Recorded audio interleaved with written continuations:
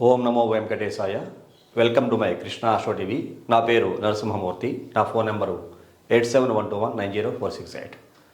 ఈనాటి కార్యక్రమంలో న్యూమరాలజీ అనేటువంటిది 100% అబద్ధమేనా, ఇది నిజమా అబద్ధమా అనే విషయం గురించి తెలియజేసుకుందాం.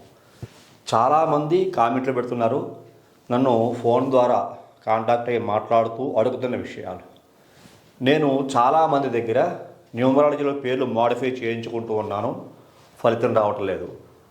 చాలామందికి డబ్బులు కట్టాను నేను, వాళ్ళు అడిగిన డబ్బులన్నీ ఇచ్చాము మేము.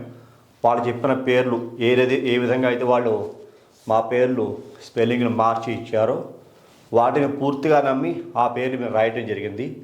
రిజల్ట్ మాత్రం 0, మాకు రిజల్ట్ పొందలేదు అని చాలామంది వాపోతూ ఉన్నారు. ఈ మధ్యన ఒక ఆవిడ చాలామంది న్యూమరాలజిస్ట్ని కలిసిందిట, దగ్గరగా ఒక 20 మంది పైనే.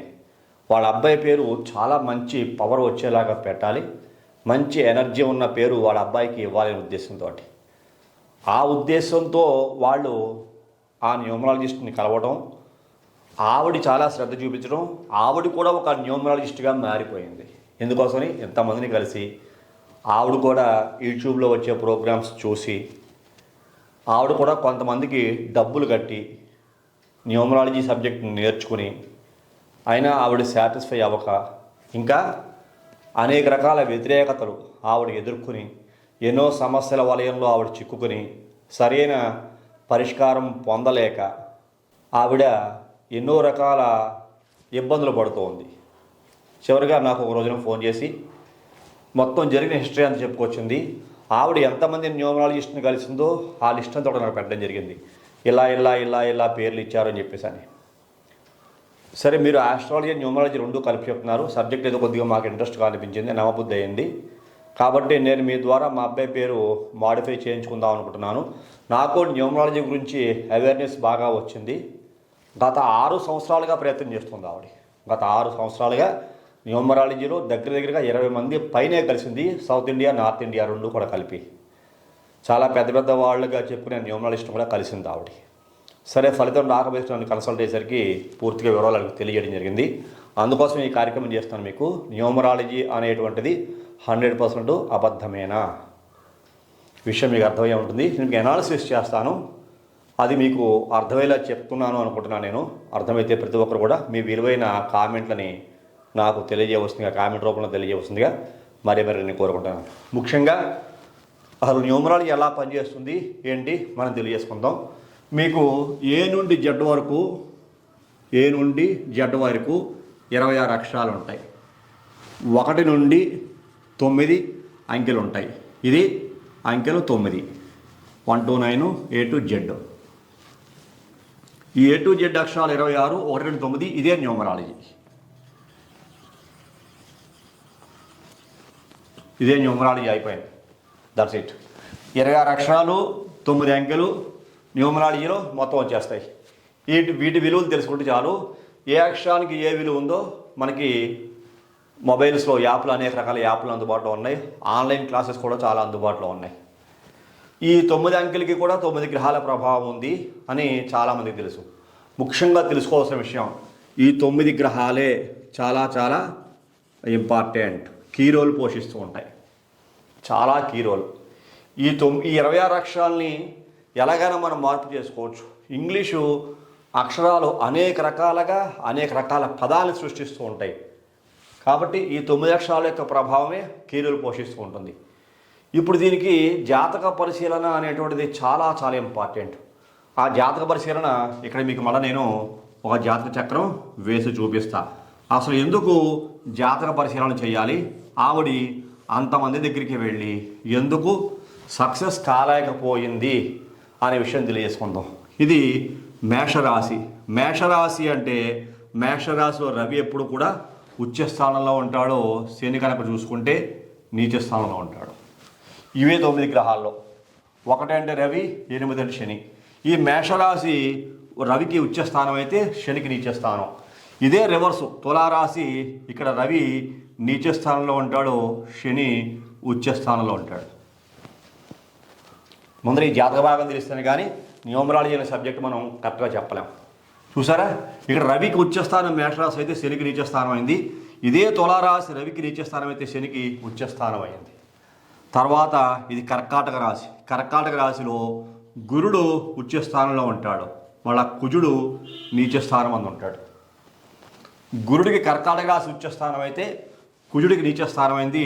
ఇక్కడ మళ్ళా మనకి కుజుడు ఉచ్చస్థానంలో ఉంటే మకర రాశి యందు గురుడు నీచస్థానంలో ఉంటాడు. ఇది కర్కాటక రాశి, ఇది మకర రాశి. కర్కాటక రాశి యందు గురుడికి ఉచ్చక్షేత్రం, మకర రాశి గురుడికి నీచస్థానం. అలాగే ఇక్కడ కర్కాటక రాశి కుజుడికి నీచస్థానం, కుజుడికి ఉచ్చస్థానం. అలాగే చంద్రుడికి మీకు ఈ యొక్క వృషభ రాశి ఉచ్చస్థానం అవుతుంది. అలాగే ఇక్కడ చంద్రుడికి వృశ్చిక రాశి నీచస్థానం అవుతుంది. మనకి గ్రహాలు చూడండి, 1, 2, 3, 4, 5 గ్రహాలు వచ్చాయి. ఇంకా మనకి బుధ గ్రహానికి బుధుడికి ఇది నీచస్థానం అవుతోంది మీనరాశి. ఇక్కడ కన్యారాశి బుధగ్రహానికి ఉచ్చస్థానం అవుతోంది. ఇదే కన్యారాశి శుక్రుడికి నీచస్థానం అవుతోంది. ఇదే మీనరాశి శుక్రగ్రహానికి ఉచ్చస్థానం అవుతోంది. చూసారా గ్రహాల యొక్క మార్పులు? బుధుడికి కన్యారాశి ఉచ్చక్షేత్రం అయితే మీనరాశి నీచస్థానం అయింది. శుక్రుడికి కన్యారాశి నీచస్థానం అయితే శుక్రుడికి మీనరాశి ఉచ్చస్థానం అవుతోంది. ఇక్కడ గ్రహాలు చూడండి, 1, 2 రవి బుధ చంద్ర కుజ గురు బుధ శుక్ర శని. చూసారా ఇక్కడ మనకి ఎన్ని గ్రహాలు వచ్చాయి? 1, అలాగే 2, అలాగే 3, అలాగే 4, 5, 6, అలాగే మనకు రావాల్సిన గ్రహం ఇంకొక ఇంపార్టెంట్ గ్రహం కూడా ఉంది. ఆ గ్రహం ఏమిటో చెప్పండి. ఇంకా 2 గ్రహాలు ఉన్నాయి మనకి. ఇంకా చూసుకుంటే వీటిలో అంటే మనకి ఎటువంటి ఉచ్చ నీచ స్థానాలు లేని స్థానాలు కూడా ఉన్నాయి. అది చూసుకుంటే సింహరాశి, ధనుస్సు రాశి, కుంభరాశి, మిథున రాశి ఏ గ్రహాలకి కూడా ఉచ్చ స్థానాలు కాదు, నీచ స్థానాలు కూడా కాదు. ఇక్కడ మనం రాహుకేతువుల్ని తీసుకుంటాం.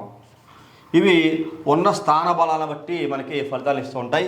ఇవి ఎప్పుడూ కూడా యాంటీ క్లాక్ వైజ్లో జర్నీ చేస్తూ ఉంటాయి. ఇవి ఎప్పుడూ కూడా రివర్స్లో ప్రయాణం చేసేటువంటి ప్లానెట్సే ఈ రాహుకేతువులు. వాళ్ళకి ఫార్వర్డ్ బయాస్ ఉండదు, రివర్స్ బయాస్లో పనిచేస్తూ ఉంటాయి. ఇక్కడ మనకి చూసుకుంటే మరి రవిచంద్ర కుజ బుధ గురు శుక్ర శని గ్రహాలు మనకి దీంట్లో ఆల్మోస్ట్ వచ్చేసాయి. ఇందులో ఉచ్చ స్థానాలు నీచ స్థానాలు మనకి క్లియర్గా కనపడుతున్నాయి. ఈ 2 గ్రహాలు కూడా మనకి యాంటీ క్లాక్ వైజ్లో కనపడుతుంటాయి. సహజంగా కన్యారాశి మీనరాశి, కన్యారాశి ఏమో రాహుకి స్వక్షేత్రంగాను, మీనరాశి కేతుకు స్వక్షేత్రం అని చెప్తూ ఉంటాం. కాకపోతే ఇవి యాంటీ క్లాక్ వైజ్ తిరుగుతుంటాయి కాబట్టి ఏ స్థానంలో ఉంటే ఆ స్థాన బలాన్ని బట్టి మనకి ఫలితాలు ఇస్తూ ఉంటాయి. ఇక్కడ మరలా మనకి ఈ గ్రహాల యొక్క స్థితిగతులు ఇవి తెలుసుకుంటే ముందుగా రవి చంద్రుడు కుజుడు బుధుడు గురుడు శుక్రుడు శని ఈ గ్రహాలు మనకి అద్భుతమైన ఫలితాలు ఇస్తున్నాయి అనే విషయం ఈ రకంగా తెలిస్తే న్యూమరాలజీని మనం ఖచ్చితంగా చాలా పర్ఫెక్ట్గా డిజైన్ చేయొచ్చు. మంచి పేరు ఆ వ్యక్తులుగా మనం ఇవ్వచ్చు. అది ఏ రకంగా మంచి పేరు ఇవ్వచ్చు అనుకుంటాం. ఇందులో కాంబినేషన్స్ మళ్ళా మనకి చూసారా ఇక్కడ మనకి ఉదాహరణకి బర్త్ నెంబర్ 1 డెస్టినీ నెంబర్ 8 అయింది అనుకోండి. బర్త్ నెంబర్ 1 డెస్టినీ నెంబర్ 8 అయింది అనుకోండి. ఎవరికైనా సరే ఈ బర్త్ నెంబర్ 1 అంటే రవి బలంతో ఉన్నట్టు, 8 అంటే శని బలంతో ఉన్నట్టు. ఈ 2 గ్రహాలు ఈ రాశి చక్రంలో ఎక్కడ ఉన్నాయో మనం చూడాలి. ఏ స్థానంలో ఉన్నాయో చూడాలి మనం. ఆ స్థాన బలాన్ని బట్టి ఈ వ్యక్తికి ఏ సంఖ్యలో పేరు పెడితే బాగుంటుందో చూడాలి. రవి బలం బలంగా ఉందా, శని బలం బలంగా ఉందా, అలాగే యోగకారక గ్రహం ఏమిటి, అలాగే దశానాథులు ఎవరు, అలాగే అంతర్దశానాథులు ఈ యొక్క వ్యక్తికి ఏ సమయం నడుస్తోంది, ఈ 2 యాంటీగా ఉన్నాయా ఫేవర్గా ఉన్నాయా ఆ జాతకుని పరిశీలించాలి. పరిశీలించిన తర్వాత ఈ దశ అంతర్దశ యోగకారక గ్రహాలు నవాంశ ఇంకా చూడవలసిన కొన్ని గ్రహ పట్టికలు అన్నీ క్లియర్గా చూసిన తర్వాత ఈ 1, 8 కాంబినేషన్ యాక్చువల్గా చూసుకుంటే రవి శనులు 2 ఒకటేమో మనకి బర్త్ నెంబర్ అవుతుంది, 2 డెస్టినీ నెంబర్ అవుతుంది. ఈ 2 గ్రహాలకి న్యూట్రల్ చేసేటువంటి పేరు మనం పెట్టగలిగితే రవికి శనికి బుధుడు మనకి న్యూట్రల్ చేస్తాడు. 2 గ్రహాలకి మిత్రగ్రహమే, బుధుడు పేరు పెట్టచ్చు. అప్పుడు ఈ జాతకంలో ఆ వ్యక్తికి బుధుడు అనుకూలంగా ఉన్నాడా, ఇక్కడ బుధుడు మీనరాశిలో నీచ స్థానంలో ఉంటాడు, కన్యారాశిలో ఉచ్చక్షేత్రంలో ఉంటాడు. మళ్ళా బుధుడికి మిత్రక్షేత్రాలు ఉంటాయి. ఇక్కడ తులారాశి మిత్రక్షేత్రం, ఈ యొక్క మకర రాశి మిత్రక్షేత్రం, అలాగే కుంభరాశి మిత్రక్షేత్రం, వృషభ రాశి మిత్రక్షేత్రం, మిథున రాశి స్వక్షేత్రం. ఈ స్థానాల్లో కనుక ఈ బుధుడు ఉంటే ఈ కాంబినేషన్లో పుట్టిన, దీని డెడ్లీ కాంబినేషన్ అంటాం, ఈ డెడ్లీ కాంబినేషన్లో వ్యక్తి పుట్టిన అతనికి బుధుడు అనుకూలంగా ఉంటాడు కాబట్టి ఇద్దరిని కాంప్రమైజ్ చేసే లక్షణం బుధుడికి ఉంటుంది కాబట్టి ఈ బుధుడు అనుకూలంగా ఈ స్థానాల్లో జాతచక్రంలో కనుక ఉండి కనీసం నవాంశం అయినా సరే ఈ స్థానాల్లో బుధుడు కనుక ఉండి మంచి శుభఫలితాలు ఇస్తూ ఉంటే అప్పుడు ఈ వ్యక్తి బుధుడితో పేరు పెట్టామంటే సక్సెస్ రేట్ ఖచ్చితంగా ఉంటుంది, 100% ఉంటుంది. అలా లేదు మన రవినే బేస్ చేసుకుని ఈ రవికి అనుకూలంగాను 9లో పేరు పెట్టామనుకోండి, ఇక్కడ కుజుడు అనుకూలంగా ఉండాలి, దశనాథుడుగాను అంతర్దశనాథుడుగాను అనుకూలిస్తూ ఉండాలి. ఇక్కడ కుజుడు మరి కర్కాటక రాశిలో నీచ స్థానంలో ఉన్నాడు. నీచ స్థానంలో కుజుడు ఉండగా మనం 9లో పేరు పెట్టామనుకోండి, ఈ వ్యక్తి ఫెయిల్ అవుతాడు, సక్సెస్ అవ్వడం. అలాగే మకర రాశిలో ఉచ్చ స్థానంలో ఉన్నాడనుకోండి, పెడితే కొంచెం బాగానే ఉంటాడు. మళ్ళా కుజుడికి మిత్రక్షేత్రం స్వక్షేత్రం చూసుకుంటే వృశ్చిక రాశి మేషరాశి కుజుడికి స్వక్షేత్రం అవుతుంది, ధనుసు రాశి మిత్రక్షేత్రం, మీనరాశి మిత్రక్షేత్రం, కర్కాటక రాశి మిత్రక్షేత్రం, సింహరాశి మిత్రక్షేత్రం. ఈ మిత్రక్షేత్రాల్లో కుజుడు కనుక ఉంటే ఖచ్చితంగా అప్పుడు మనం ఈ రవిని బేస్ చేసుకుని 9లో పేరు పెట్టామండి, అభివృద్ధి ఎంతో కొంత ఉంటుంది. కాకపోతే 8 మనకి మైనస్ పాయింట్గా కనపడుతూ ఉంటుంది. కుజశనులు కలయిక అంత మంచి ఫలితాన్ని ఇవ్వదు. ఇది మళ్ళా లిటిగేషన్స్లో కోర్టు కేసులు గొడవలు తగాదాలు ఉంటే అవి ఏమీ తొలగిపోవు, అవి కంటిన్యూ అవుతూనే ఉంటాయి. ఇతనికి ఒకటికి ఎంతో కొంత సపోర్ట్ వస్తుంది ఆ రకంగా. లేకపోతే ఇక్కడ 3లో పేరు పెట్టచ్చు, 3 కొంచెం మంచి పవర్ ఇస్తుంది 9 కన్నా ఈ కాంబినేషన్. ఎందుకని ఇక్కడ బుధుడు ఎంత మిత్రత్వాన్ని కలిగిస్తాడో గురుడు కూడా 2 గ్రహాలకి మిత్రగ్రహమే, 2 గ్రహాలకి మిత్రగ్రహమే, రవికి మిత్రగ్రహమే, ఈ యొక్క శనికి మిత్రగ్రహమే అయిన కారణం చేత ఇక్కడ గురుడు ఈ కర్కాటక రాశి ఉచ్చక్షేత్రంలో ఉంటే మకర రాశిలో నీచ స్థానంలో ఉంటాడు. అది కూడా మనం వెరిఫై చేసుకోవాలి ఏ స్థానంలో ఉన్నాడు. ఒకవేళ ఉచ్చక్షేత్రంలో ఉన్నాడు, కర్కాటక రాశి కనబడ్డాడు, 3లో పేరు పెట్టాం, రెండింటికి అనుకూలంగా ఉండేలాగా. పిరమిడ్ నెంబర్ కూడా ఆ వ్యక్తికి మనకి మంచి సంఖ్య 66 వచ్చింది. ఇక్కడ 3 అవుతుంది 66 అంటే అతనికి అభివృద్ధి అనేది బాగుంటుంది, చాలా అద్భుతంగా ఉంటుంది. ఇలా చూసుకుని ఇదే గురుడు మరలా మనకి గురుడికి మిత్రక్షేత్రాలు సింహరాశి మిత్రక్షేత్రం, కర్కాటక రాశి ఉచ్చక్షేత్రం, ధనుస్సు రాశి మీనరాశి స్వక్షేత్రాలు అవుతాయి. ఈ యొక్క మకర కుంభరాశి కూడా మిత్రక్షేత్రాలు, శత్రుక్షేత్రాలు కాదు. గురుడికి సుమారుగా శత్రుక్షేత్రాలు అనేవి ఉండవని చెప్పుకోవాలి అసలు ఫస్ట్ పాయింట్. ఎందువల్ల గురుడు అంటే ఎప్పుడూ పాజిటివ్ వైబ్రేషన్ ఇచ్చేవాడే కానీ తీసుకునే వ్యక్తి కాదు. శుక్రుడి ఇంట్లో ఉన్న గురుడు మిత్రక్షేత్రంగానే ఉంటాడు. అదే శుక్రుడికి గురుడు ఎక్కిలు శత్రుక్షేత్రం అవుతుంది, కానీ గురుడికి శుక్రుడిలో తులారాశైనా వృషభరాశైనా శత్రుక్షేత్రం అయితే కాదు, శత్రుక్షేత్రంగా తీసుకోకూడదు. అప్పుడు మనం గురుడితో పేరు పెట్టాల్సి వస్తే పరిశీలించాల్సిన గ్రహస్థితి వేరేగా ఉంటుంది. అది ఏమిటి? ఈ గురుడు రాహుతో కలిసి ఉండకూడదు, ఇది మైనస్ పాయింట్. ఇదే గురుడు మనకి కేతువుతో కలిసి ఉండకూడదు, మళ్ళా మైనస్ పాయింట్. రాహుకేతులతో గురుడు కలిసి ఉండకూడదు. మరలా ఇదే గురుడు పాపార్కులను చెంది ఉండకూడదు. అంటే ఈ గురుడు రాహుతో కానీ, ఈ గురుడు శనితో కానీ, ఇదే గురుడు కేతుతో కానీ, ఇదే గురుడు నీచ స్థానంలో ఉండి కానీ ఉండకూడదు. ఉంటే మళ్ళా గురుడితో పేరు పెట్టిన ఈ న్యూమరాలజీ అబద్ధంలాగే ఉంటుంది. 100% మనకి ఫేక్ అంటారు, ఫేక్ అంటారు, అబద్ధం. ఎన్నోసార్లు పేర్లు మార్చుకున్నాం, మేము సక్సెస్ సాధించలేకపోతున్నాం, అభివృద్ధి అనేది మేము చూడలేకపోతున్నాం, మా వల్ల కావట్లేదు. 10 మందిని కలిసాం, 20 మందిని కలిసాం, 30 మందిని కలిసాం, 50 మందిని కలిసాం, ఫోన్ నెంబర్లు మార్చేస్తున్నాం. అలాగే అనేక రకాల పేర్లు, యాడాన్స్ ముందు కొన్ని పేర్లు వెనకాల కొన్ని పేర్లు మార్చేస్తున్నాం. ఇట్లాగా అనేక రకాల న్యూమరాలజిస్టులను కలిసిన ఫలితం మాత్రం 0గా ఉంటుంది. ఇక్కడ మనం దశానాథులను చూడం, అంతర్దశానాథులను చూడడం, ఈ combinations deadly combination friendly combination చూడడం, గుడ్డిగా మనం 5లో పేరు పెట్టేస్తాం. ఇదే 5 ఈ బుధుడు నీచస్థానంలో పాపార్కులను చెందుండి పాపగ్రహాలతో కలిసి ఉంటే మరలా ఫలితం కూడా రాదు ఈ వ్యక్తికి. అట్లాగా చాలా ఇది ఒక ఉదాహరణ మాత్రమే, చిన్న ఎగ్జాంపుల్ మాత్రమే. అనేక రకాల కాంబినేషన్స్. న్యూమరాలజీ అనేటువంటిది ఏదో ఇంగ్లీష్లో 26 అక్షరాలు తెలుసుకుని, ఈ 1, 9 గ్రహాల యొక్క పవర్స్ తెలుసుకుని, ఈ యొక్క ఫ్రెండ్లీ ప్లానెట్స్ ఏవో తెలుసుకుని పెట్టేస్తే సరిపోదు. 100% ఫెయిల్ అవుతారు. అప్పుడు న్యూమరాలజీ 100% అబద్ధమే అవుతుంది, నిజం కాదు. 100కి 100% అబద్ధమే న్యూమరాలజీ.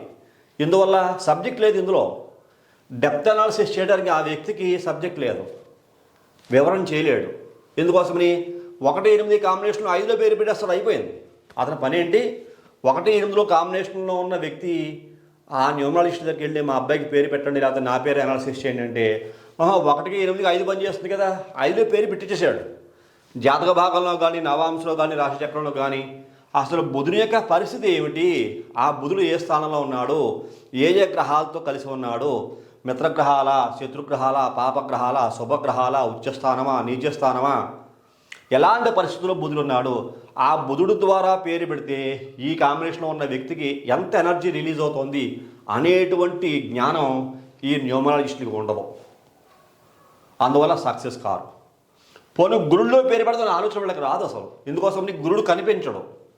ఎందుకు నేను బుధుడు అనేస్తాడు ముందు. 5 నెంబర్ 1 సాఫ్ట్, ఖచ్చితంగా 5లో పేరు పెట్టేవలసిందే. కళ్ళు మూసుకుని 5లో పేరు పెట్టి ఇచ్చేస్తారు. 32, 41, 59, లేకపోతే 23, ఏదో ఒకటి పేరు పెట్టి ఇచ్చేస్తారు. 3లో పేరు పెట్టినా సక్సెస్ అవుతాడు.